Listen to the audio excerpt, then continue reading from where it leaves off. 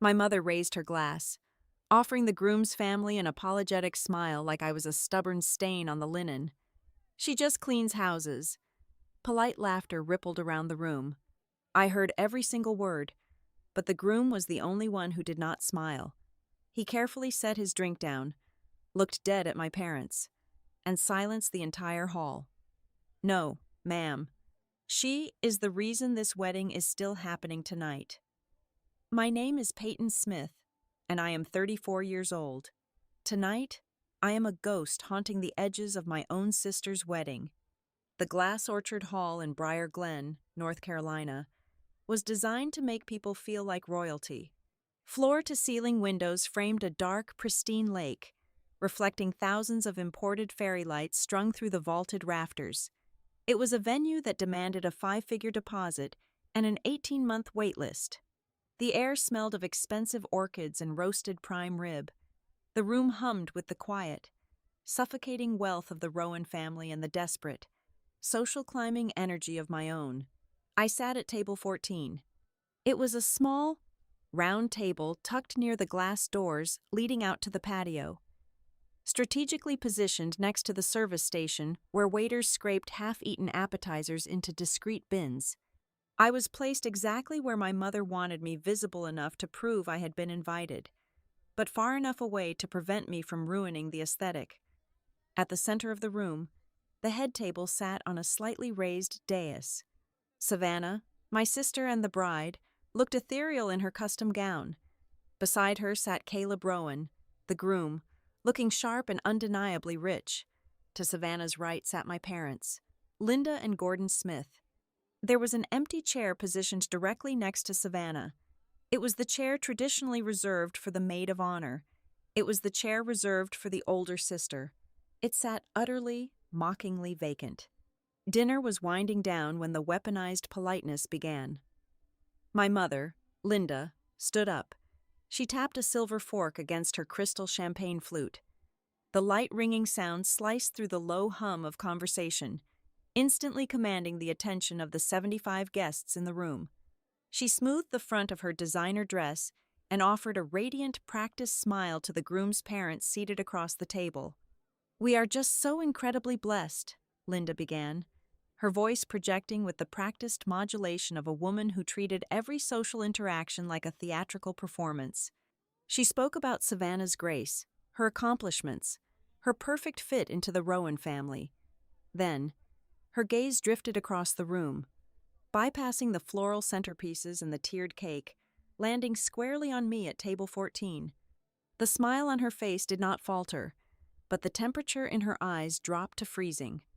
"And of course, we have Savannah's older sister here with us tonight," Linda said, gesturing vaguely in my direction. The Rowan family turned to look at me. I kept my posture perfectly straight, my hands folded softly in my lap. Peyton just cleans houses, so she is not used to these kinds of conversations. She delivered the line with the cadence of an apology, as if she were explaining a spilled drink or a broken glass. She was excusing my existence to these people of high society. The air in the room instantly thinned. The silence that followed was not the quiet of respect. It was the paralyzed hush of a crowd witnessing a public execution. At the tables nearest to me, several guests suddenly found the remnants of their salads utterly fascinating. A few of the older women offered tight, closed-mouth smiles, performing the polite grimace required when someone commits a fatal faux pas. Before the awkwardness could even settle, my father decided to twist the knife. Gordon Smith did not look up from his plate. He carefully sliced a piece of steak, his movements precise and unbothered. Without raising his voice, but speaking loudly enough for the microphone near my mother to catch the edge of his words, he added his verdict. "She is suited for manual labor. We gave up expecting anything else a long time ago." He placed the piece of meat in his mouth and began to chew. It was a masterclass in psychological warfare. They had not yelled. They had not caused a scene. They had simply stated what they believed to be a fundamental, unchangeable fact, burying me beneath the weight of their profound disappointment in front of the most important people in their new social circle. I did not flinch. I did not look away. Over the past 10 years, I had built a fortress around my reactions. I let their words hang in the air, refusing to give them the satisfaction of seeing me break. But as my eyes swept back to the head table, I noticed the one person who was not playing along with the uncomfortable charade.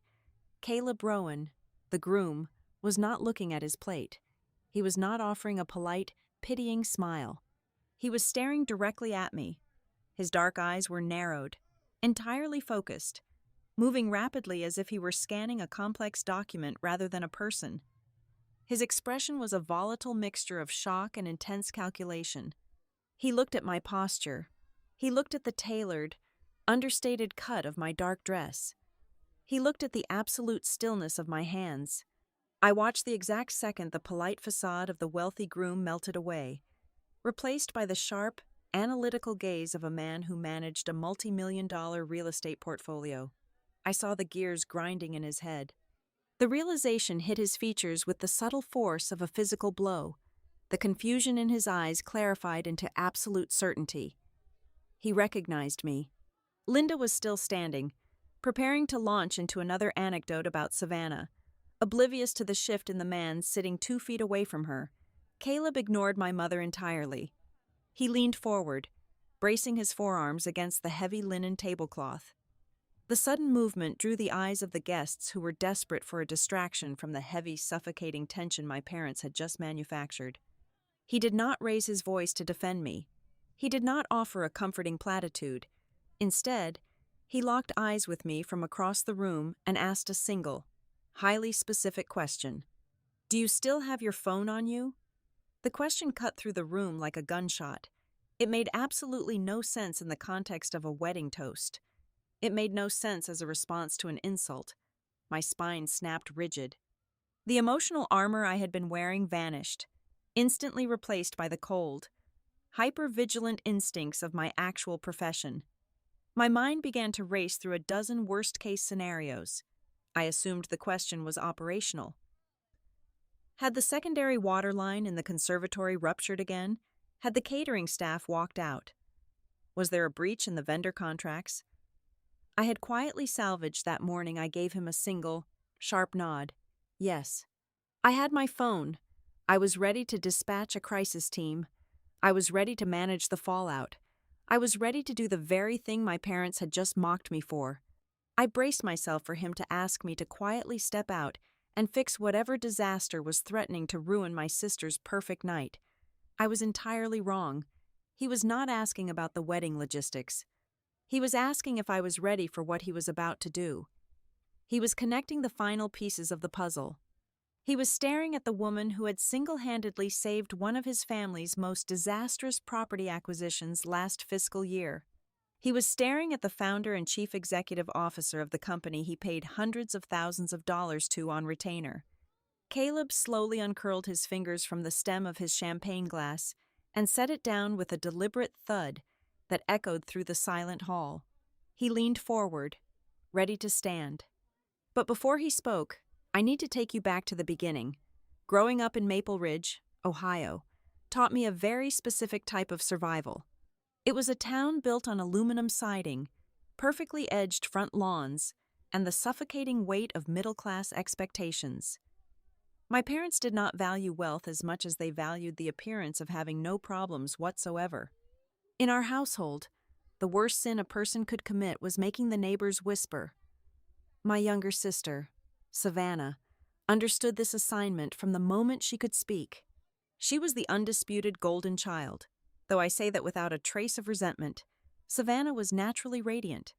She had the kind of effortless, approachable beauty that made her the center of every youth group car wash and Sunday morning church brunch.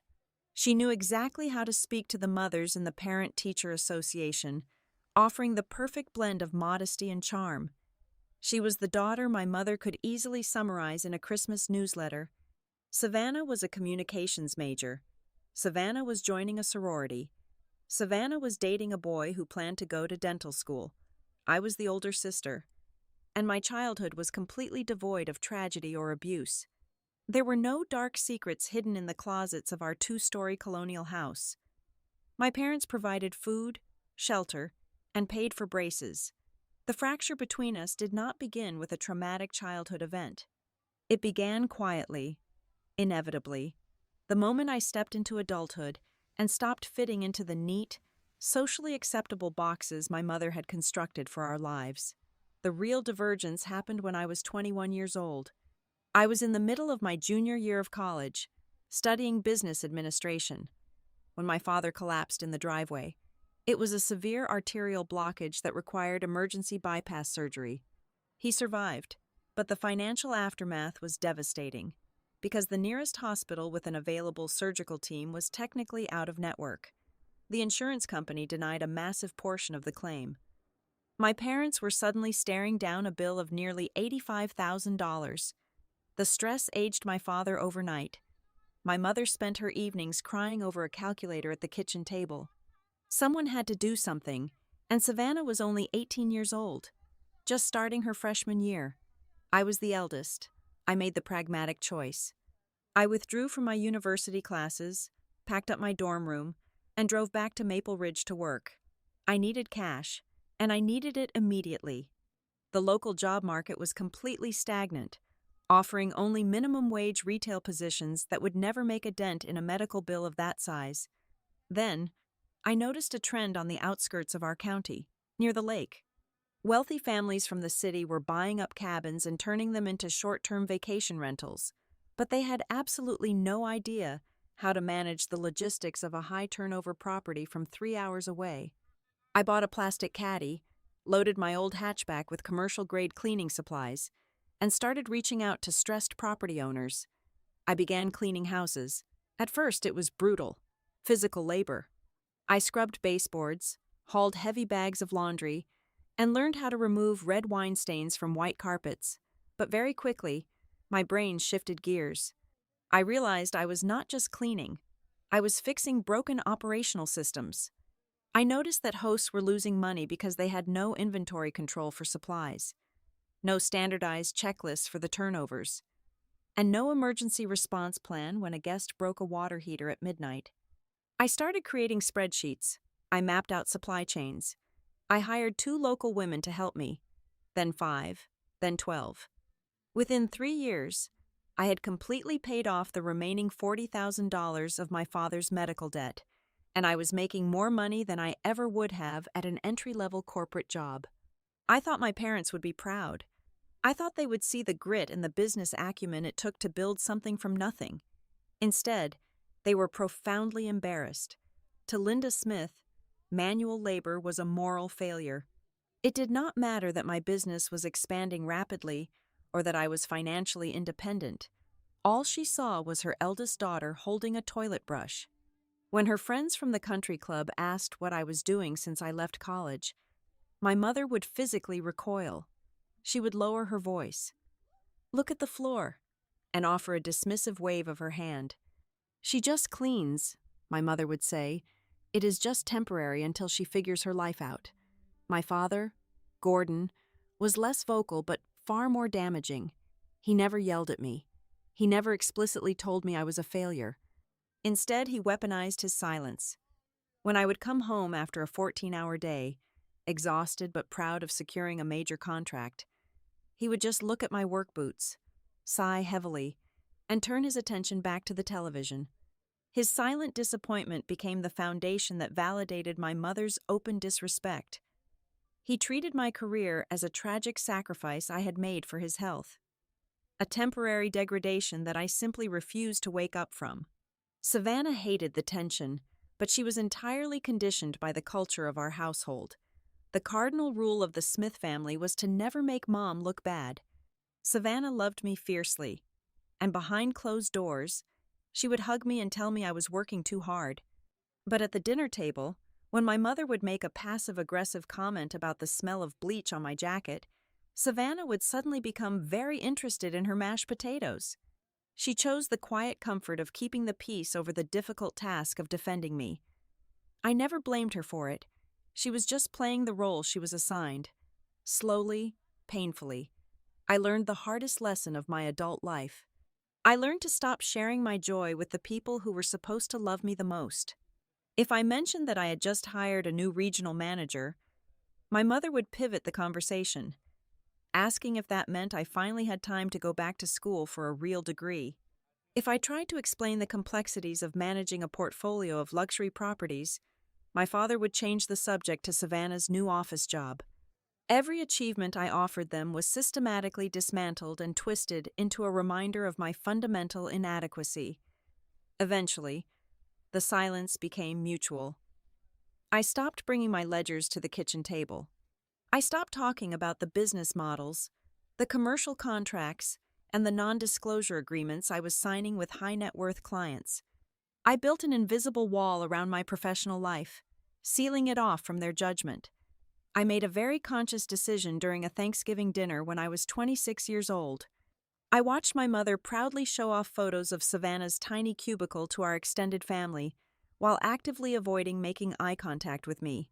I realized then that my family did not want the complicated, successful operational machine that I had become. They wanted a small, simple, easily explainable version of me. They wanted a cautionary tale to make their own choices look better by comparison. So, I gave it to them. I decided that if they were so deeply committed to the narrative that I was nothing more than a struggling maid, I would let them believe it. I would let them sleep soundly in their suburban home, entirely unaware of the empire I was quietly building in the shadows. I let them keep their comfortable lie, never suspecting that the very lie they used to keep me small would eventually be the exact thing that tore their carefully curated image to shreds. The foundation of my empire was built in the trunk of a rusted silver hatchback. In the early days, my operational headquarters consisted of a plastic clipboard, a prepaid cell phone, and exactly 2 clients. They were absentee landlords who owned sprawling weekend retreats near the water, men who understood the financial value of real estate but had absolutely no desire to manage the physical reality of dirt, forgotten garbage, and unwashed sheets. Very early on, I realized the short-term rental industry was fundamentally flawed.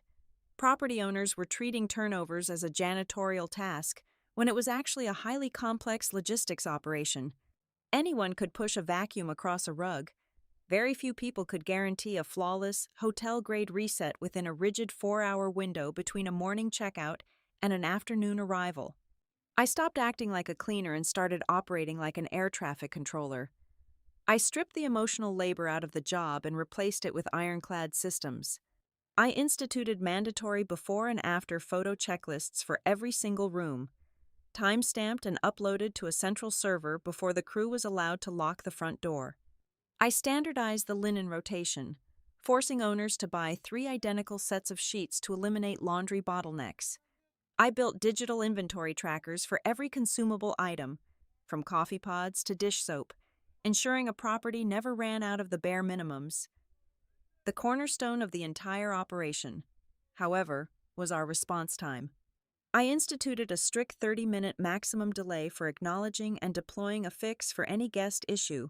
This obsessive level of control transformed my small hustle into a formidable corporate entity. I registered the business under a deliberately opaque name, Stoneford Home Systems. We stopped taking single-family residential clients entirely and pivoted strictly to luxury short-term rentals, corporate housing, and high-yield real estate portfolios. Our true market differentiator was not just our cleanliness, it was our crisis management. In the high-stakes world of luxury rentals, a single bad review could cost an owner thousands of dollars in future bookings. Disasters were inevitable. A water heater would rupture at 2 a.m, flooding a custom hardwood floor just hours before a bridal party was scheduled to check in. A previous guest would violate the rules, leaving a high-end loft reeking of illegal smoke. Custom furniture would be inexplicably shattered. Standard cleaning companies would walk into those situations, take one look, and tell the owner they could not complete the job. Stoneford Home Systems deployed rapid response teams. We had industrial water extractors, commercial ozone generators, and a network of emergency contractors on speed dial. We did not offer excuses, we offered immediate mitigation. To maintain this level of aggressive execution, I needed a workforce that was sharp, reliable, and highly motivated. The hospitality sector was notorious for exploiting labor, leading to high turnover and careless work. I took the exact opposite approach. I aggressively recruited local talent, put them through a rigorous 2-week paid training program, and paid them 20% above the regional market rate. I provided actual, predictable schedules and clear paths for promotion. In return, I demanded absolute perfection. We built a regional reputation that became our primary marketing tool. We were known among the wealthy for 3 things. We were clinically clean, we were militarily punctual, and we never pointed fingers when things went wrong. Within 5 years, the Stoneford model proved to be highly scalable. I expanded our operations into multiple surrounding states, establishing a network of regional hubs governed by a strict franchise-style quality control system. I stepped back from the field and oversaw the macro-level operations, analyzing performance metrics, negotiating bulk supply contracts, and securing massive vendor agreements with national property management groups. Because our clientele had shifted toward private equity firms, celebrity holding companies, and ultra-high net worth individuals who demanded absolute privacy, anonymity became a crucial part of our corporate identity. Non-disclosure agreements were a standard, non-negotiable component of our onboarding process. We did not advertise on public billboards. We existed quietly and efficiently on the balance sheets of very wealthy people. Naturally, my personal social media profiles remained entirely blank regarding my professional life. There were no posts celebrating corporate milestones, no pictures of my expanding fleet of branded vehicles, and no updates about my changing tax bracket. This deliberate digital silence created a massive vacuum of information back in my hometown, a vacuum my mother was more than happy to fill with her own fictional narrative. Occasionally, rumors would drift back to our suburb. A distant cousin or a family friend might hear through the grapevine that I had hired some employees or opened an office in another city. Whenever these rumors reached Linda, she would immediately deploy her defensive social tactics to protect her worldview. If a woman at her garden club inquired about my growing business, my mother would offer a dismissive, patronizing laugh. "Oh, she just coordinates a few maids," Linda would say, waving her hand gracefully as if dismissing a fly. "It is a little scheduling project. She keeps busy." She needed me to remain a small, manageable embarrassment. Acknowledging that her daughter was the founder of a multi-state logistics firm would require her to admit that her initial assessment of my potential had been catastrophically wrong. So, she kept me confined to the mental box of a struggling domestic worker, entirely blind to the corporate infrastructure I was commanding from a distance. The profound irony of my enforced anonymity was a tightly wound secret, especially regarding the man who was about to marry my sister. Caleb Rowan was not just a wealthy heir, he was a sharp, ruthless principal at his family's commercial real estate investment firm. 14 months prior to the wedding, his firm had acquired a massive, struggling portfolio of luxury waterfront properties across state lines. The acquisition was immediately threatened by a catastrophic vendor failure. The existing management company collapsed entirely, leaving dozens of high-end properties filthy, damaged, and bleeding revenue just weeks before the peak summer season. Facing a massive public relations disaster and hemorrhaging money, Caleb's firm needed a miracle. They reached out to the only company in the region capable of handling a turnaround of that magnitude. They hired Stoneford Home Systems. Caleb had personally sat in a tense, high-stakes boardroom meeting with my regional operations director. He had reviewed our crisis mitigation strategy line by line. He had authorized the emergency 6-figure wire transfers required to deploy our rapid response teams across his entire portfolio. He watched from his glass office as Stoneford systematically stabilized his failing assets within 48 hours, saving the firm from a major financial humiliation. He knew the Stoneford brand intimately. He respected the ruthless efficiency of the company and paid our invoices without hesitation. He just never knew the identity of the phantom founder who sat at the very top of the corporate structure. Because I operated entirely behind the scenes, protecting my peace from my family. Caleb Rowan had spent the last 14 months completely unaware that the brilliant operational mind who had saved his family's investment was the exact same woman his future mother-in-law dismissed as a simple house cleaner. The thick ivory envelope arrived at my office exactly 8 weeks before the ceremony. It felt heavy in my hands.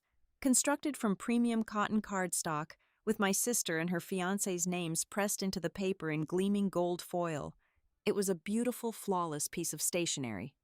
It represented the perfect, polished image my family desperately wanted to project to the world, but the physical invitation was merely a theatrical prop. The actual script for my participation was delivered via a phone call from my mother exactly 48 hours later. When my cell phone vibrated with Linda Smith's caller identification, I let it ring 3 times before answering.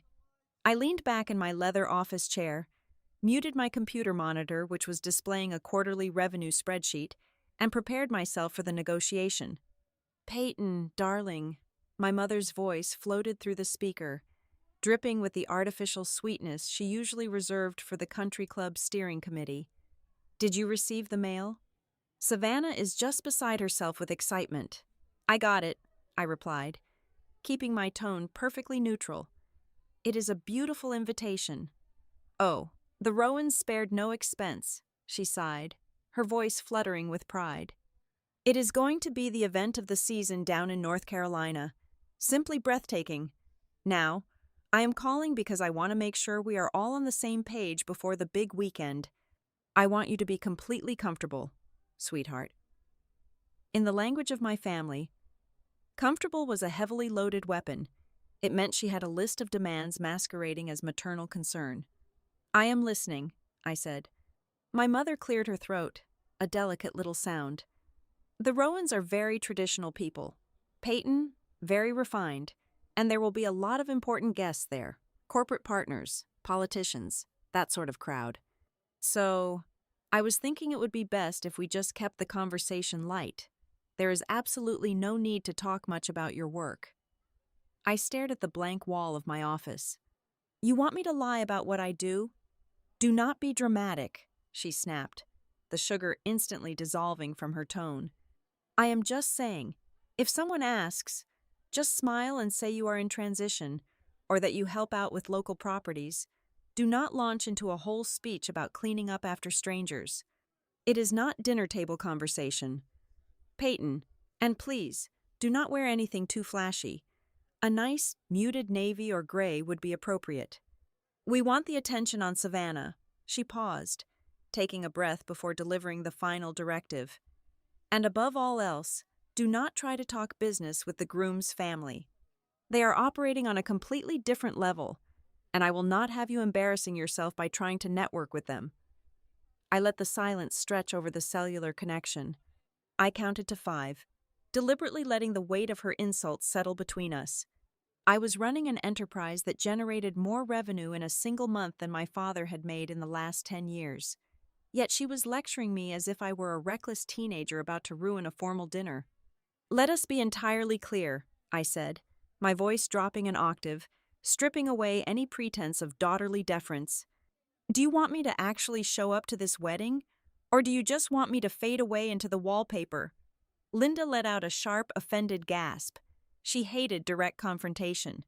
She operated exclusively in the shadows of passive aggression, and dragging her tactics into the light always made her scramble. "That is a terrible thing to say to your mother." She deflected, her voice trembling with manufactured hurt. "I am simply trying to save face for this family. We are merging with a very prominent household. Peyton, we all have to play our parts. I just want everything to be seamless." "Right," I said. "Seamless. I will see you at the rehearsal." I disconnected the call without waiting for a goodbye. I assumed that would be the end of the pre-wedding negotiations, but the true nature of the event was revealed much later that evening. The phone rang again, well past 10 o'clock at night. This time, it was Savannah. "Hey," my sister said. Her voice was incredibly small, tight with an exhaustion that I recognized immediately. It was the sound of a woman standing on the edge of a panic attack. "Are you all right?" I asked, instantly shifting out of my defensive posture.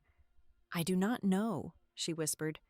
"Caleb's mother is rewriting the entire seating chart for the 3rd time. The floral vendor just warned us they might not be able to source the white hydrangeas. And Mom is having a meltdown about the cocktail hour menu. It is just a lot." I listened quietly as she poured out her anxieties. I could hear the immense pressure she was under, trying to perfectly bridge the gap between our deeply insecure parents and a family of staggering wealth. Savannah had always been the golden child, but being the golden child meant carrying the crushing burden of everyone else's expectations. Then, she said the one thing I absolutely did not expect. Peyton. Savannah's voice cracked slightly. Mom told me about your conversation today. I know what she said to you, but I need you to promise me you are coming. I already RSVP'd yes, I reminded her gently. No, you do not understand, Savannah insisted, her tone shifting from tearful to fiercely urgent. I do not just want you there so we have a nice family photo. I need you there because this entire weekend feels like a house of cards. If something falls apart behind the scenes, you are the only person I know who knows how to keep everything from collapsing. You fix things. That is what you do. I closed my eyes. It was a breathtaking admission. Savannah, who had spent her entire life looking away when my parents degraded my career, was secretly relying on the exact skills they mocked. She did not know the corporate scale of Stoneford Home Systems, but she knew my nature. She knew I was an operator because I loved my sister. And because I heard the genuine terror in her voice, I agreed. But as I hung up the phone, I set a very rigid, non-negotiable boundary in my own mind. I was attending as a guest. I would be her emotional safety net if she needed me, but I absolutely refused to be treated as free, disposable labor if my parents decided to humiliate me. Over the next several weeks, my mother's anxiety manifested as a relentless barrage of text messages. She treated me like a rogue variable she desperately needed to control. The messages pinged my phone at all hours. Maybe wear the dark blue dress with the high neckline. It blends in better with the background. Remember to use the salad fork first. Do not make a fuss if the waiters are slow. I thought it might be less pressure for you if you sat at a smaller table near the back. Less forced conversation with people you do not have much in common with. It will save everyone the embarrassment of having to explain things. I did not argue with a single message. I did not type out furious, defensive replies. Instead, my corporate training took over. In the world of high-stakes vendor management and contract law, if an interaction is not documented, it never happened. I treated my mother exactly like a hostile contractor trying to violate a service agreement. I read every single passive-aggressive text. I took a digital screenshot, and I saved them into a secure file. It was a habit born of necessity, a quiet, methodical gathering of evidence. I was not building a case to attack her. I was building a shield to protect my own sanity. The morning I left for North Carolina, the air was sharp and cool. I loaded my garment bag into the back of my quiet, unremarkable sedan, deliberately leaving the company-branded SUV parked in my secure garage. As I merged onto the interstate, setting the cruise control for the 500-mile journey south to Briar Glen, I mentally locked away the chief executive officer of Stoneford Home Systems. I turned the radio down to a low hum and watched the gray industrial landscape of the Midwest slowly give way to the rolling, verdant hills of the South. I gripped the steering wheel, my knuckles pale against the dark leather, and repeated a single, unbreakable vow to myself. I am driving down there for Savannah. I am driving down there to watch my sister get married. I am absolutely not walking into that venue to beg my parents for validation they are entirely incapable of giving. The rehearsal dinner was held in the lower banquet room of the estate, a space defined by exposed brick and warm amber lighting. It was an intimate gathering designed for the bridal party and immediate family, a space where everyone was supposed to breathe and bond before the chaos of the main event. I walked into the room and bypassed the mingling crowd, heading straight for the seating chart. I traced my finger down the heavy cardstock until I found my name. I was assigned to a small, two-top table pushed directly against the swinging wooden doors of the kitchen. Every time a waiter rushed out with a tray of appetizers, the draft hit my chair. The Rowan family and their closest friends were seated at a long, magnificent farmhouse table in the exact center of the room. My mother materialized beside me before I could even pull my chair out. She carried a glass of sparkling water and wore a smile that did not reach her eyes. "I thought this would be best," Linda said, her voice dropping into a hushed, conspiratorial whisper. "It is so convenient for you right here, less cramped than being squeezed in with Caleb's uncles. You always prefer to stay out of the way anyway." It was a masterful execution of plausible deniability. If anyone asked, she was simply accommodating my introverted nature. In reality, she was physically segregating me from the wealthy in-laws. I did not argue. I placed my evening bag on the table and sat down, perfectly content to observe the room from the perimeter. From my vantage point, the entire operational flow of the dinner was completely visible. I could not turn off the part of my brain that evaluated logistics. I watched the service staff. I noted the delay between the salad course being cleared and the main course dropping. I saw the subtle, frantic energy in the eyes of the catering captain. While I was watching the kitchen doors, Caleb Rowan walked over and took the empty seat across from me. It was the first time we had been alone since my arrival, up close, away from the glittering distraction of my sister. He looked tired, carrying the subtle tension of a man managing a high-stakes merger rather than a wedding. "You have a very intense stare, Peyton," Caleb said, leaning back in the chair. "Are we failing the inspection?" "Your service flow is bottlenecking at the bar," I replied instinctively, picking up my water glass. "They have 2 bartenders pouring complicated signature cocktails, which is backing up the drink orders by roughly 15 minutes. The floor staff is hesitating to drop the main courses because half the tables do not have their wine pairings yet." Caleb blinked. He looked toward the bar, then back at me, his brow furrowing slightly. "You noticed all of that from sitting here for 20 minutes. It is just a matter of observing the layout," I said, keeping my tone light, realizing I had just slipped into my corporate vocabulary. Before he could press further, a sudden commotion caught my attention near the service corridor. 2 venue coordinators were standing just out of sight from the main tables, but perfectly visible from my exiled corner. The younger woman looked panicked, clutching a clipboard to her chest. I watched her mouth the words that they were down 2 staff members for the morning shift. The bridal suite turnover was going to be critically understaffed, meaning the timeline for hair and makeup would be delayed by at least an hour. I took a slow sip of my water. A year ago, I would have immediately strategized a solution. I would have quietly found the manager and offered a workaround. Tonight, I remained perfectly still. I was a guest. I let the system run toward its inevitable failure. A moment later, the general manager of the estate walked briskly through the kitchen doors. He was a stern, impeccably dressed man who had been terrorizing the waitstaff all evening. As he passed my table, he stopped dead in his tracks. He turned, locked eyes with me, and his posture instantly shifted from aggressive command to rigid, profound respect. "Good evening, Ms. Smith," the manager said, his voice carrying the distinct, polished deference usually reserved for platinum-tier clients. "Is the temperature in this section acceptable for you? We can adjust the overhead vents immediately if you are experiencing a draft." I gave him a fraction of a nod, shooting him a warning look. "I am perfectly fine, thank you. Please continue with your evening." The manager caught the subtext. He realized I was sitting at the outcast table. He remembered the strict non-disclosure profile associated with my corporate entity. He cleared his throat nervously, his face flushing. "Of course, my apologies. Enjoy the dinner." He practically fled toward the bar. I turned back to the table to find Caleb staring at me with complete, unfiltered bewilderment. He had witnessed the entire exchange. He had seen a powerful, intimidating venue manager bow down to a woman his mother-in-law had described as a simple house cleaner. The gears in Caleb's head were visibly turning, trying to reconcile the pathetic narrative he had been fed with the commanding reality he had just seen.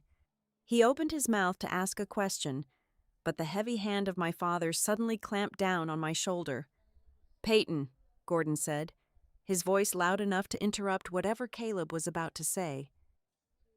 "Come out to the hallway for a second. I excused myself and followed my father into the quiet corridor leading to the restrooms. He did not waste time with small talk. He looked at me with the same expectant, dismissive expression he had worn since I dropped out of college. "Listen, your mother is stressed," Gordon began, shoving his hands into his pockets. "Tomorrow morning is going to be a madhouse. I need you to go up to the bridal suite at 6 o'clock. Make sure the floors are swept. Wipe down the vanity counters, and keep the trash moving. If someone spills coffee on a dress, I need you ready to treat the stain. Just do what you are good at. Keep your head down and help your sister." He was asking me to be the unpaid janitor for the morning. He was demanding it as if it were my natural duty, a tax I owed for simply existing in their presence. I looked at my father. I felt no anger, only a cold, absolute clarity. "No," I said softly. Gordon recoiled as if I had struck him. "Excuse me, I will not be doing any of that," I explained, my voice steady, projecting the exact tone I used when dismantling an unreasonable client demand. "The venue holds an exclusive vendor contract for all on-site maintenance. If I step in and perform unauthorized labor, and something is damaged, or a timeline is disrupted, it creates a massive liability issue. The venue can void their insurance policy. I am an invited guest. I will arrive at the scheduled time, and the contracted staff will execute their designated duties." My father stood frozen in the hallway, completely stripped of his authority. He had expected a cowering daughter eager to earn her keep. Instead, he was facing an impenetrable wall of corporate boundaries. "You are being ridiculous," Gordon muttered, though his voice lacked its usual bite. He turned and walked away, unable to process the rejection. I smoothed the front of my dress and turned to head back into the banquet room. As I pivoted, I noticed Caleb standing just inside the doorway. He had followed us. He had heard the entire exchange. He was not looking at me with pity. He was looking at me with intense, focused recognition. He recognized the cold, undeniable authority in my voice. He recognized the vocabulary of contracts, liability, and operational boundaries. I watched his eyes narrow as his mind raced backward through his own professional history, searching for the memory of an invisible executive who had once used that exact same tone to save his family from financial ruin. At exactly 6 o'clock in the morning, my phone vibrated violently against the hotel nightstand. I answered on the first ring. It was Savannah, and she was hyperventilating.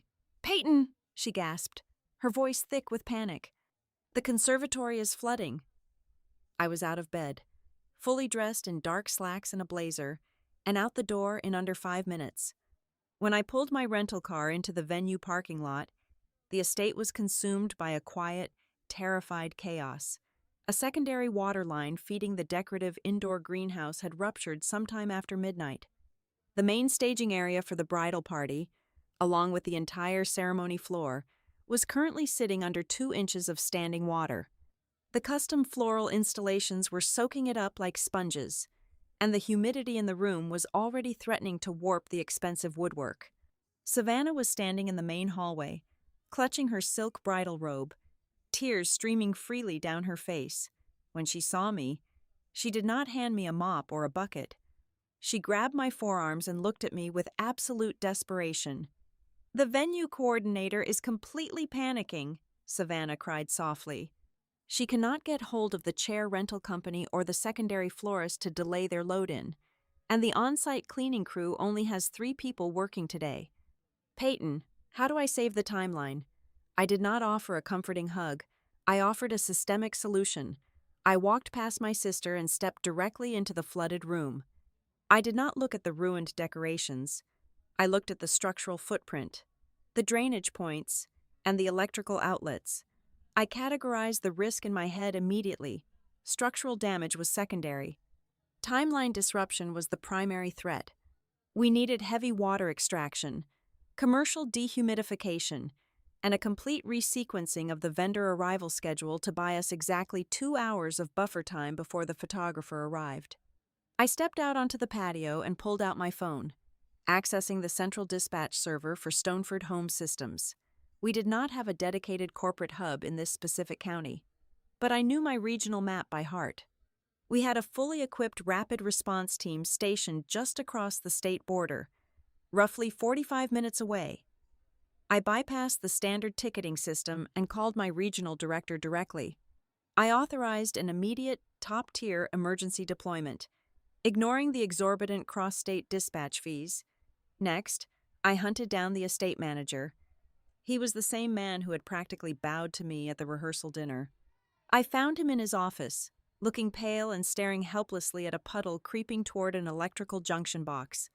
I walked in and handed him my digital tablet. "Listen to me carefully," I commanded, my voice stripping away any pretense of being a polite wedding guest. "I have a heavy commercial extraction crew arriving in exactly 45 minutes. They will pull the water, dry the subfloor, and reset the staging area. But you are going to sign this digital liability waiver right now. My team is operating as a temporary subcontractor under your venue insurance umbrella today. Everything goes through your office, if my mother asks. Your staff handled this crisis entirely on their own. No one will ever say that Peyton ruined the wedding or accepted liability for the floorboards. Do you understand?" He read the contract on the screen, his hands visibly shaking, and signed it with his finger without a single argument. It was a vital legal firewall. I absolutely refused to let my family turn this disaster into a situation where I became their scapegoat. When the 4 unmarked transport vans arrived at the loading dock, the energy in the building shifted instantly. My team poured out, hauling industrial wet vacuums, massive air movers, and heavy-duty extension cords. It was a masterclass in operational efficiency. I stood in the center of the room, acting as the field commander. I redirected the catering staff to the East Wing to keep them out of our footprint. I got on the phone with the missing chair vendor, impersonated the venue coordinator, and demanded they reroute their delivery trucks to the gravel lot instead of the front entrance, buying us an extra 60 minutes of drying time. We were 30 minutes into the extraction phase when the heavy oak doors of the conservatory swung open. Caleb Rowan walked in. He was wearing a tailored tracksuit, clearly intending to check on the morning preparations before he went for a run. He stopped completely dead in his tracks. He watched as the standing water rapidly vanished from the slate floor. He watched the organized, silent efficiency of a crew operating at the highest tier of commercial restoration. Then, he looked at the center of the room and saw me. I was holding a clipboard, pointing toward a saturated rug, directing 2 technicians to roll it up and remove it from the premises immediately. Just as Caleb stepped forward, my crew chief, a broad-shouldered man named Marcus, jogged up to me. "The primary extraction is complete. Founder," Marcus reported loudly over the hum of the machines. "We are setting the ozone generators now to kill the damp smell. What is the next priority?" The word hung heavily in the humid air. "Founder," Caleb's jaw actually tightened. He stared at me, the final, undeniable piece of the puzzle locking perfectly into place. I handed the clipboard back to Marcus, instructed him to monitor the air quality, and walked directly over to my future brother-in-law. I pulled Caleb out into the main hallway, away from the noise and the crew. He looked at me as if I were a ghost who had suddenly materialized in a boardroom. "You own Stoneford," Caleb stated. It was not a question. It was a profound realization. "You are the phantom executive who authorized the crisis response for my family portfolio last year." "Yes," I replied flatly. "But we are not talking about that right now. We are talking about my sister." I stepped closer, dropping my voice to a sharp, uncompromising whisper. "This is Savannah's wedding day. It is the most important day of her life. If my mother finds out that I brought my corporate team in here to save this event, she will completely hijack the narrative. She will spend the entire reception complaining that I overstepped, or that I am trying to make her look bad, or that I used my little cleaning gig to show off. She will ruin Savannah's joy just to put me back in my place." I held his gaze, refusing to blink. The venue managed this leak. The venue hired an emergency crew. I was just standing in the hallway drinking coffee. "Do I have your absolute word on this?" Caleb looked at the intense, fierce protection in my eyes. He looked back at the conservatory, where my high-end corporate team was silently erasing a disaster that would have derailed a $100,000 wedding. He slowly nodded his head. "You have my word," Caleb said softly. "But Peyton, they have absolutely no idea who you really are." "And I want to keep it that way," I said. By 2 o'clock in the afternoon, the venue was flawless. The floors were dry, the air smelled like fresh linen instead of stagnant water, and the resequenced timeline snapped back into place with military precision. The ceremony began exactly on time. As the string quartet started playing the processional music, I stood near the back of the hall. My mother, Linda, glided past me in her expensive designer gown. She surveyed the pristine room, completely oblivious to the catastrophic failure that had nearly destroyed the day just 8 hours prior. She paused next to me, taking a delicate sip from a crystal glass of champagne. "Well," Linda whispered, leaning in with a smug, self-satisfied smile. "I must say, the venue staff finally got their act together. I saw them running around like headless chickens this morning. Good thing they handled it. Imagine if we had to rely on someone like you to clean up a mess this big." She patted my arm condescendingly and walked away to take her seat in the front row. I simply folded my hands in front of me and watched my sister walk down the aisle, the secret architect of the entire perfect moment, completely invisible in plain sight. The formal portrait session took place in the courtyard immediately following the ceremony. The late afternoon sun cast long, elegant shadows across the meticulously manicured lawns of the estate. The photographer, an incredibly energetic woman with 2 heavy professional cameras strapped to her chest, was attempting to herd the 2 families into a cohesive visual narrative. My mother, Linda, was operating in her absolute element. She treated the sprawling courtyard like her own personal theatrical stage. She gripped Savannah's arm tightly, presenting her to the mingling guests and the Rowan extended family as if she were a priceless artifact successfully won at auction. "My pride and joy," Linda kept repeating, her voice pitched perfectly to ensure maximum acoustic reach across the patio. While Savannah was paraded around in her custom silk gown, I was firmly relegated to the role of a glorified, heavily dressed pack mule. I stood 2 yards outside the camera frame, burdened with my sister's emergency makeup bag, 3 different floral bouquets, and my mother's heavily beaded evening clutch. Every time my mother required a free hand to hold a glass of champagne or wave to a distant relative, she would simply snap her fingers in my general direction. She never looked at me directly. She just expected my immediate, unquestioning compliance. "Peyton, hold this," she would command. "Peyton, go fetch the assistant." I obeyed quietly, my face an unreadable mask. I was absolutely determined not to ignite a public conflict while my sister was standing there. The true psychological warfare escalated when Aunt Marjorie, Gordon's older sister, approached the group. She had mascara running down her right cheek from crying during the exchange of vows. She fumbled helplessly with the clasp of her small purse. "Does anyone have a tissue?" Marjorie asked the group at large, dabbing at her face. I stepped forward immediately, unzipping the emergency bag I had been ordered to carry, and pulled out a small packet of tissues.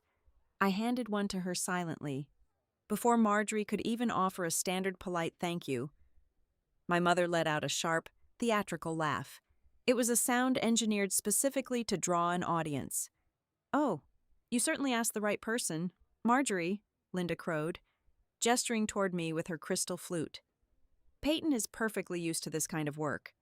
Cleaning up messes, handing out supplies, taking care of the dirty details. She is practically a professional at it by now."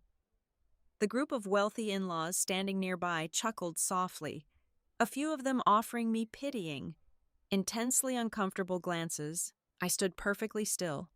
My posture remained flawlessly straight, but internally, a cold, crystalline realization finally settled over me.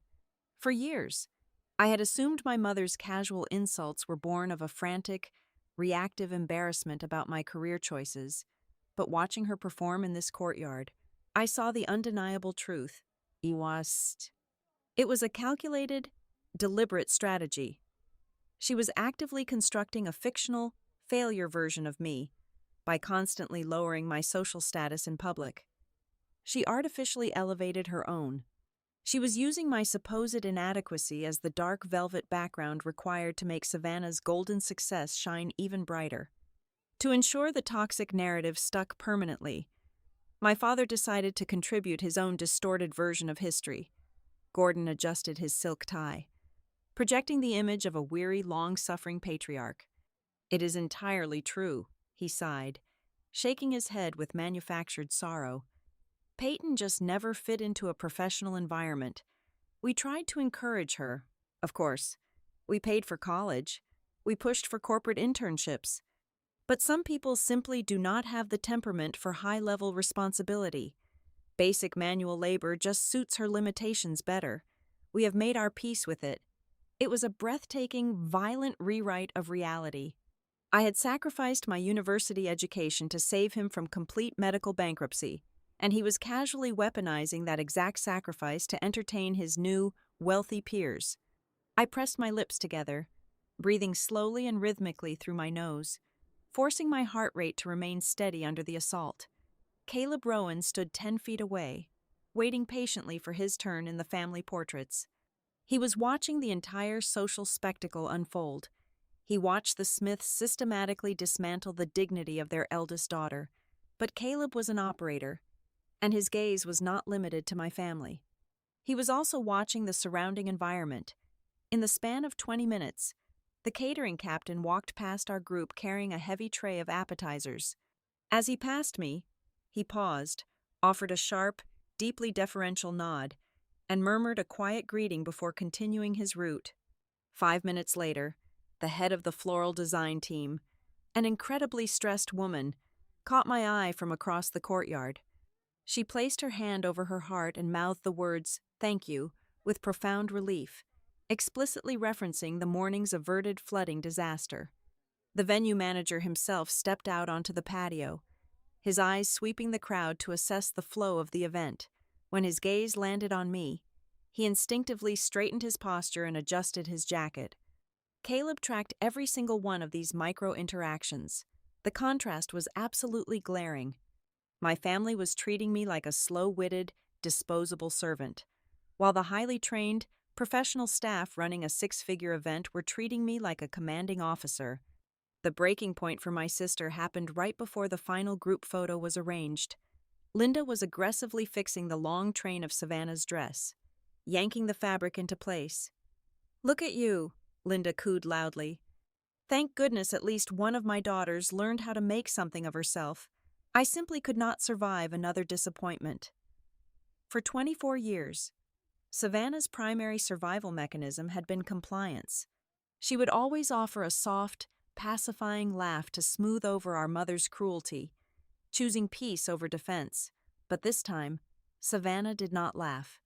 She had spent the morning watching me command a high-level corporate extraction team to save her wedding from ruin. She knew the absolute, staggering lie her mother was telling the crowd. Savannah froze completely. Her bright, perfect bridal smile instantly vanished, replaced by a look of sheer, suffocating guilt. The silence that radiated from her was so dense and sudden that the entire group actually felt the shift in atmosphere. She stared blankly at the grass, her shoulders locked tight. Linda noticed the drop in energy immediately. She patted Savannah's arm sharply. "Smile, darling," Linda hissed under her breath, her grip tightening. "Do not look so gloomy. People are watching us." Savannah forced the corners of her mouth upward, but her eyes remained entirely hollow and terrified. I could not stand there and watch my sister shatter under the weight of our family's generational dysfunction. I handed the bags and the clutch to my father without a single word, turned my back on the photographer, and walked away from the group. I needed empty air. I walked back into the main building, moving down a quiet, softly lit hallway leading toward the private event suites. I heard the heavy, rhythmic footsteps behind me before he even spoke. "Peyton!" I stopped and turned around.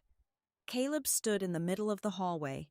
He had completely abandoned his own portrait session to follow me inside.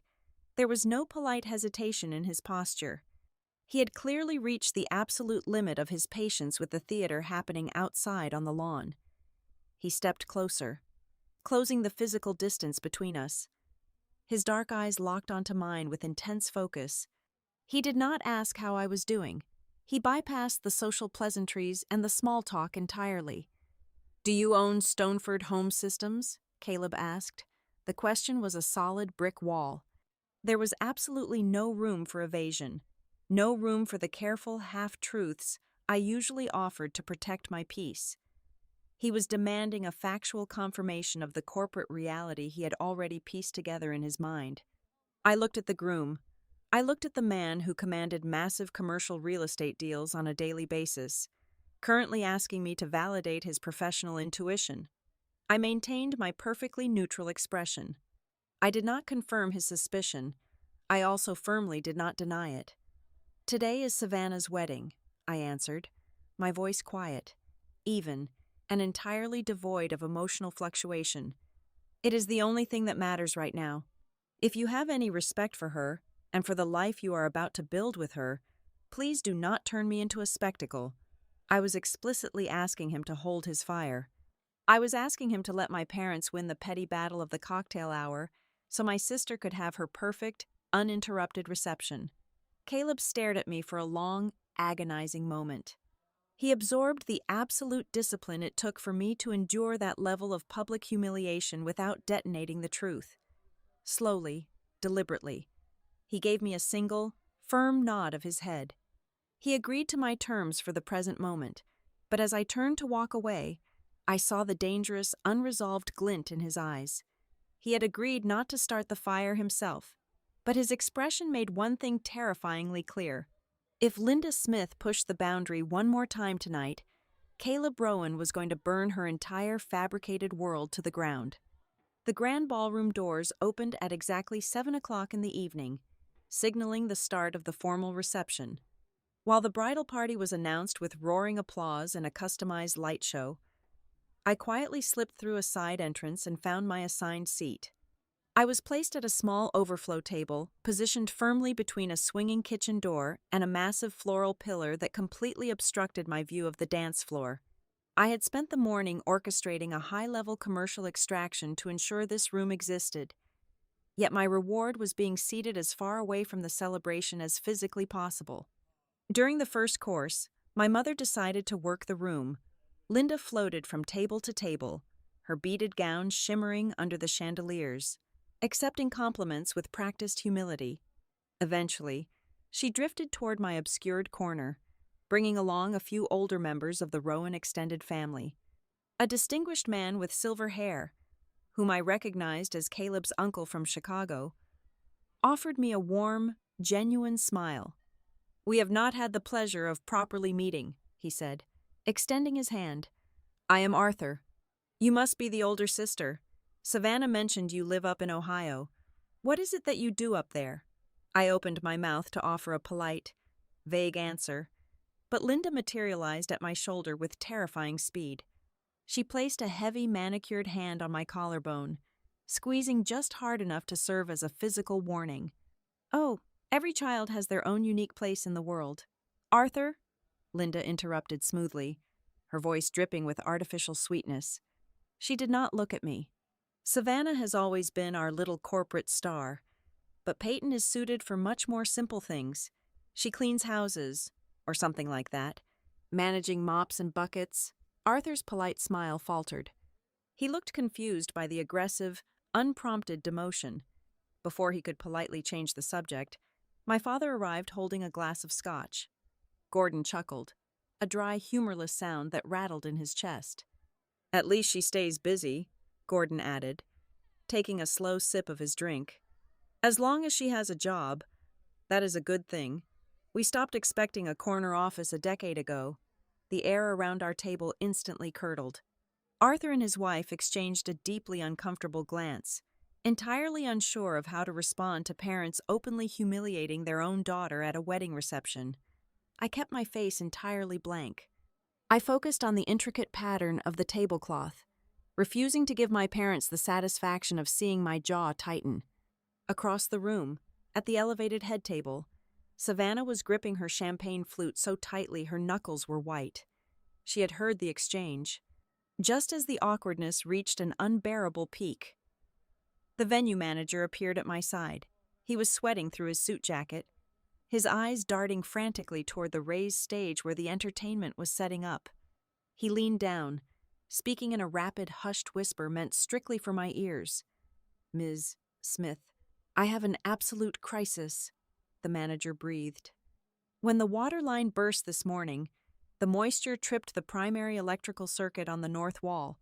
The disc jockey's main audio console was fried.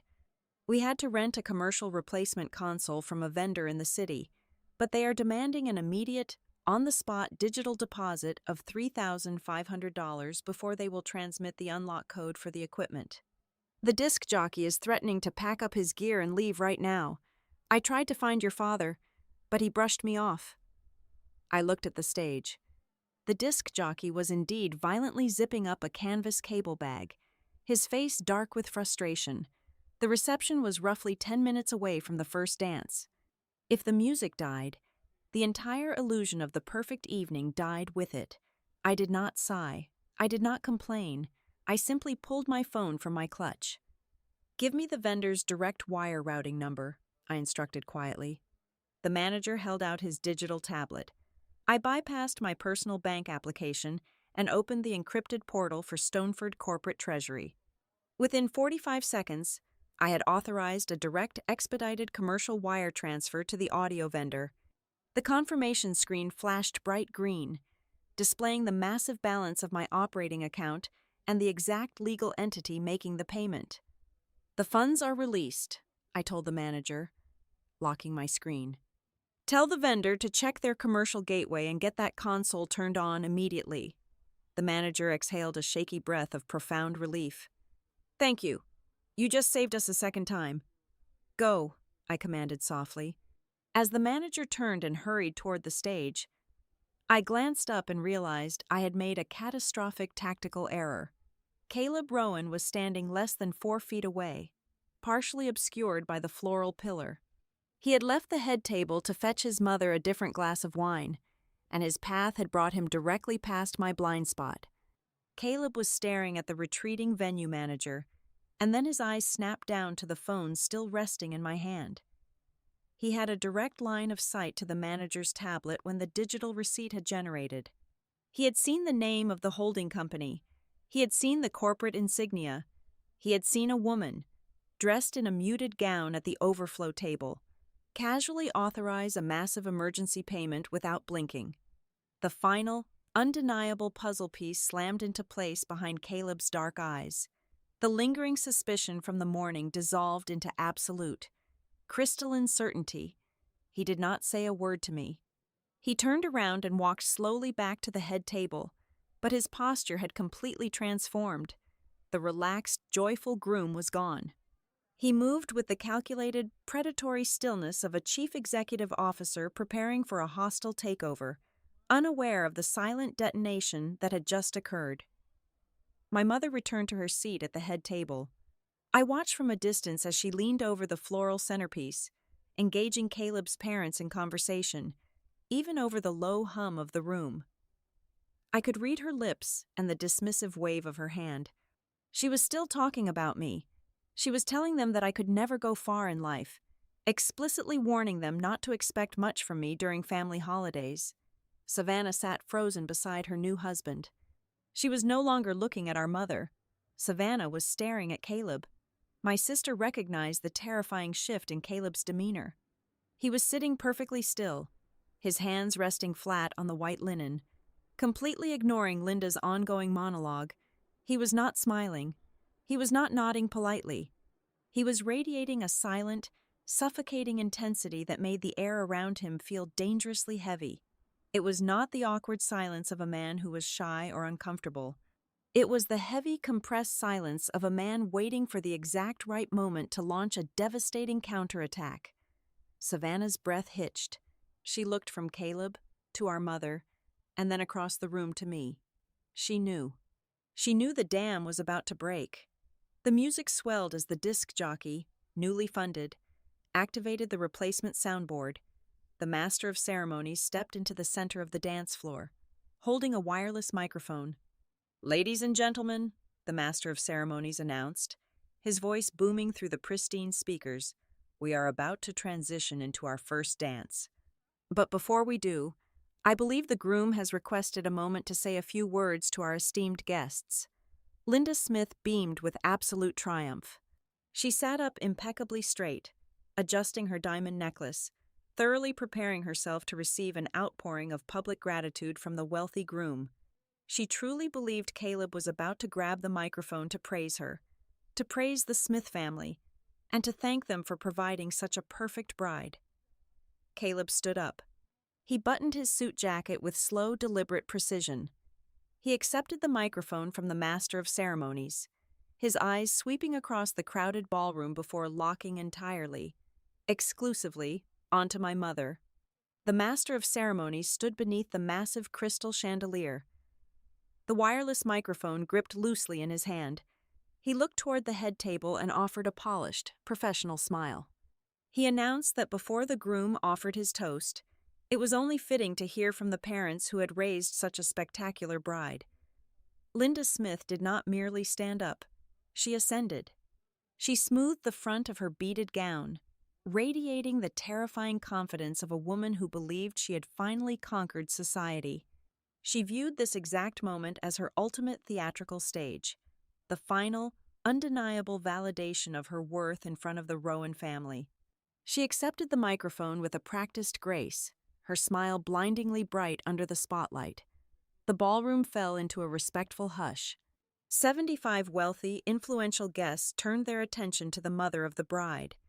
"Thank you all so much for being here," Linda began, her voice projecting with a soft, melodic cadence designed to project pure maternal warmth. "Looking around this breathtaking room, Gordon and I are simply overwhelmed with gratitude. We are so incredibly proud to merge our family with the Rowans tonight. Savannah has always been our shining star. From the moment she was a little girl, she possessed this incredible, undeniable light. She knew exactly how to navigate the world with grace and ambition." Linda paused, letting the compliments settle over the crowd. She made direct eye contact with Caleb's parents, offering them a look of deep, shared understanding. She wanted to prove to them that she recognized the difference between high society and the working class, and she was willing to sacrifice her own flesh and blood to prove it. Her gaze drifted away from the head table, sweeping past the beautiful floral centerpieces, until it landed precisely on my isolated table by the kitchen doors. Her smile remained fixed, but her eyes were entirely devoid of warmth.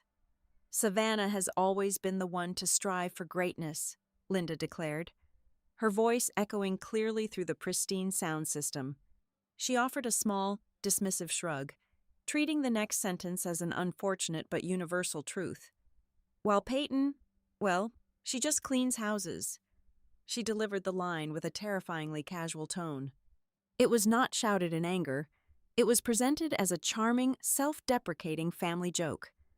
For 2 agonizing seconds, the grand ballroom hovered in a state of suspended animation. A few guests from my mother's country club offered brief, awkward chuckles, assuming it was a scripted piece of light-hearted banter, but the laughter died almost instantly. The vast majority of the room felt the sudden, violent drop in temperature. It was immediately obvious to everyone present that the malice in her words had completely crossed the boundary of an acceptable wedding joke. It was a public execution disguised as a toast. Heads began to turn. Dozens of eyes shifted away from the brightly lit stage and searched the shadows of the room, finally resting on me. They waited to see how the older sister would react to being completely stripped of her dignity in front of an audience. Before the heavy, suffocating silence could force Linda to change the subject, my father decided to seal the coffin. Gordon leaned forward. Pulling the microphone slightly toward his own face, he did not offer a mitigating laugh. He simply stated his perspective with the cold, absolute authority of a disappointed patriarch. "At least it is useful when dirty things need to be handled," Gordon added, his voice dry and devoid of any affection. The social shockwave that hit the tables was visceral. Several guests audibly gasped.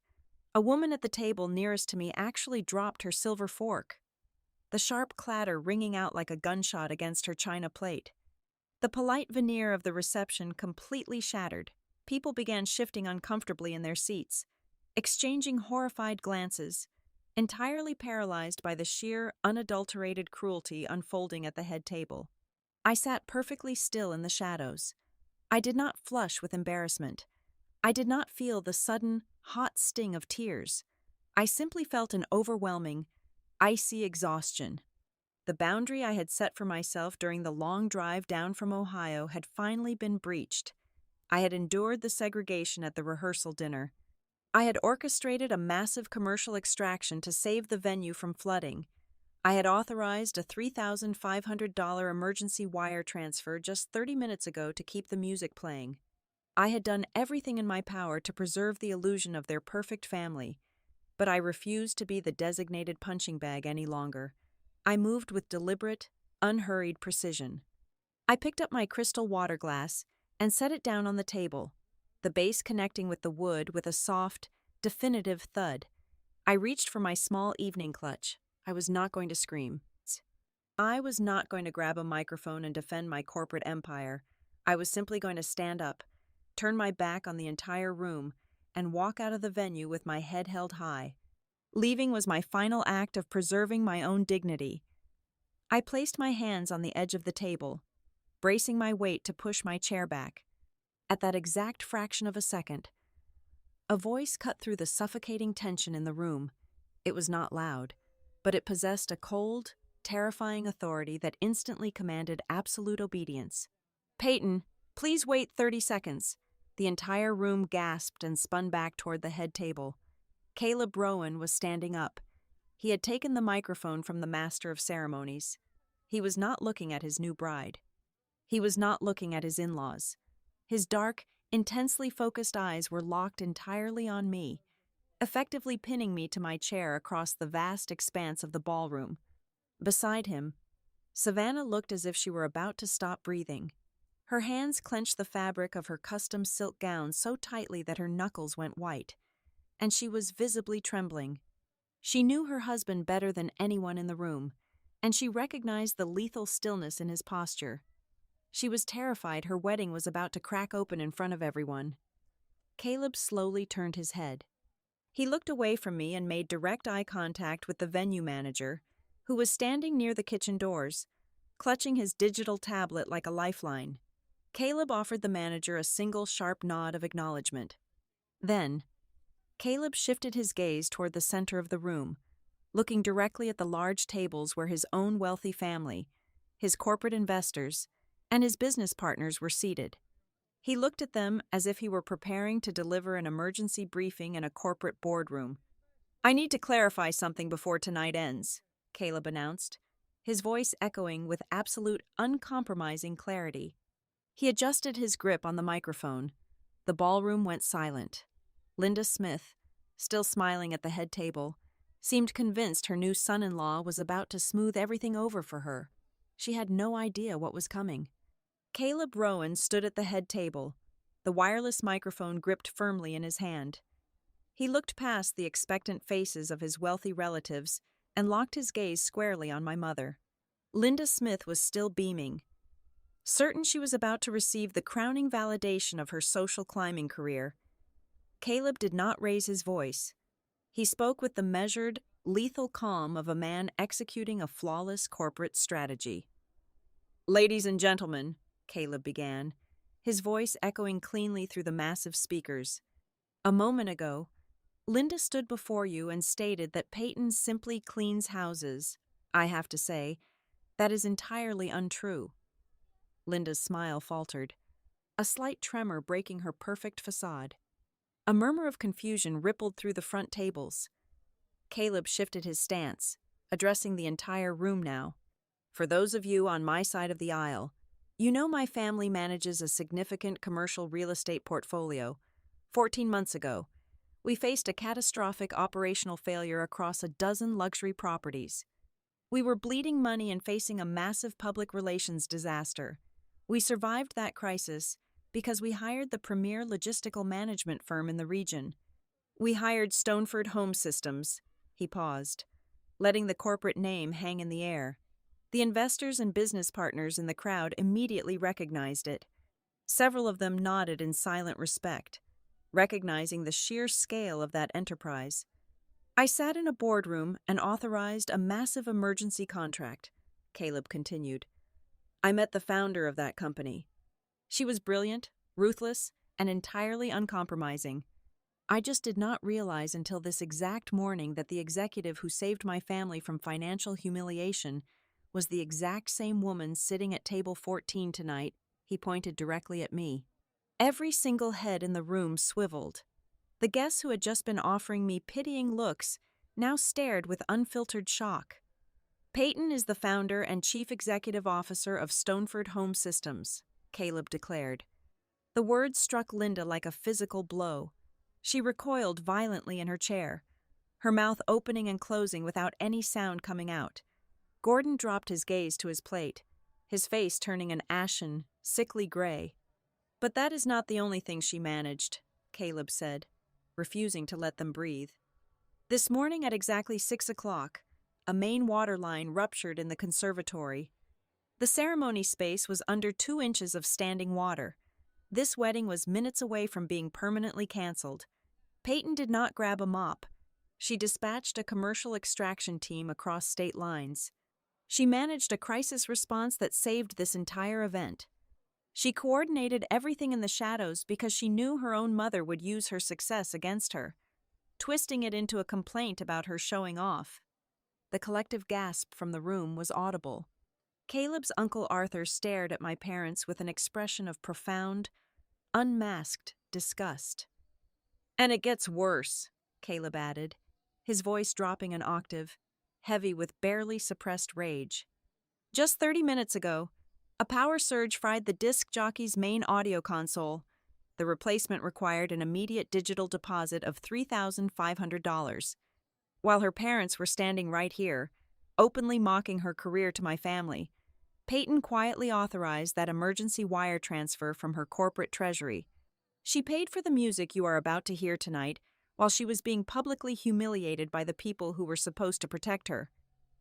Panic finally overrode Linda's shock. She scrambled out of her chair, her hands fluttering wildly.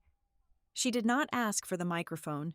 She simply projected her voice across the dead, silent room, desperate to reclaim the narrative.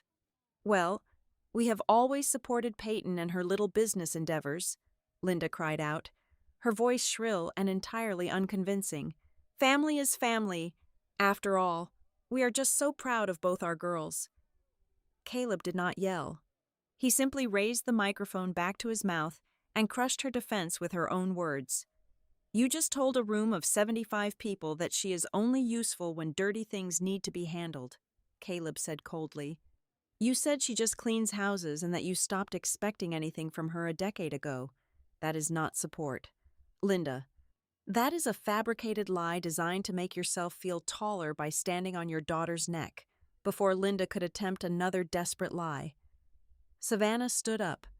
The bride's hands were shaking violently, but she reached out and took the microphone from her new husband.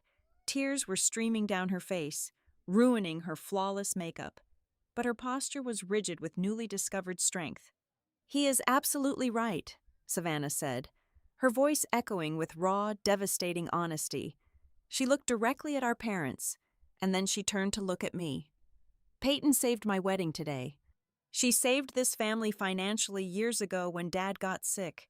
She has done nothing but carry us, and we have done nothing but punish her for it. Savannah gripped the microphone tighter. I am so incredibly sorry. Peyton, I am so sorry that I stood by and stayed silent for 10 years, while Mom and Dad tore you down just to keep their perfect, fake image intact. I chose my own comfort over your dignity. I will not be silent anymore. You are the strongest person I know. The silence that followed was heavy, profound, and absolute. There was no polite applause. There was only the staggering weight of the truth finally settling over the room. Linda and Gordon were completely frozen, pinned beneath the horrified stares of the society they had so desperately tried to impress. Their fictional universe had just been violently dismantled. I stood up from the overflow table. I did not rush. I smoothed the front of my dark dress and picked up my small evening clutch. The entire room watched me. I did not need a microphone. The absolute silence carried my voice perfectly. I am not ashamed of my work, I said clearly, my voice steady and completely devoid of anger. I built an empire with my own 2 hands. I am done playing the role of the disappointment, so this family has a convenient scapegoat. I will not be the dark background you use to make yourselves shine. I looked at my sister. I offered her a soft, genuine smile. I love you, Savannah. Have a beautiful life. But after tonight, I'm stepping entirely away. I turned my back on the head table and began walking toward the main exit. As I moved through the ballroom, an incredible thing happened. The guests parted for me. They stepped back, clearing a wide path, their eyes filled with genuine, profound respect. Caleb's Uncle Arthur offered me a sharp, respectful nod as I passed his table. The venue manager, standing near the doors, actually bowed his head slightly. I pushed through the heavy wooden doors and stepped out into the cool, crisp night air of North Carolina. I walked toward my car with my head held high, leaving the suffocating weight of my family's expectations behind me forever. The wedding would continue. Savannah and Caleb would have their first dance. But the pathetic, failing version of Peyton Smith that my parents had tried to sell to the world was dead, buried permanently beneath the very truth they had tried to hide. Thank you all so much for listening to my story tonight. Please let me know where you are listening from in the comments below, so we can connect and share our thoughts together. If you enjoyed this journey, please subscribe to the Zoe Revenge Stories channel, like this video, and show your support by hitting the hype button so this story can be heard by even more people around the world.